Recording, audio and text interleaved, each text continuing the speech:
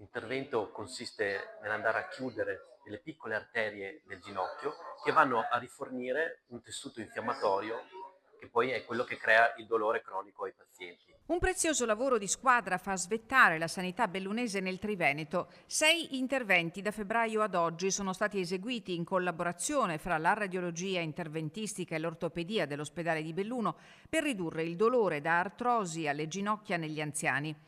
L'operazione si chiama GAE, acronimo per definire l'embolizzazione delle arterie delle ginocchia, e viene effettuata in anestesia locale su un paziente sveglio e in regime di day surgery. Andiamo a vedere l'anatomia arteriosa del ginocchio ed andiamo a chiudere con delle particelle riassorbibili quelle piccole arteriole che vanno a rifornire un tessuto infiammatorio. I pazienti sono mediamente andati bene, sono soddisfatti, tant'è che una di queste ha richiesto un intervento anche controlateralmente, proprio perché ha avuto un risultato significativamente buono nel ginocchio trattato per primo. Un intervento estremamente moderno e raffinato che richiede abilità di gestione angiografica importante.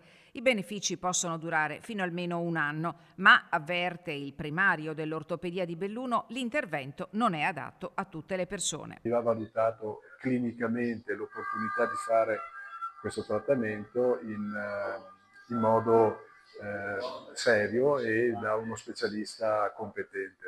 Il dottor D'Antimo chiederà al congresso degli universitari di presentare questa metodica che è ai vertici dell'innovazione tecnologica. Un intervento e un traguardo per la radiologia interventistica qui a Belluno, che sottolinea ancora una volta da una parte il grande lavoro di squadra che c'è in questo ospedale e dall'altra la qualità di cure di questo ospedale.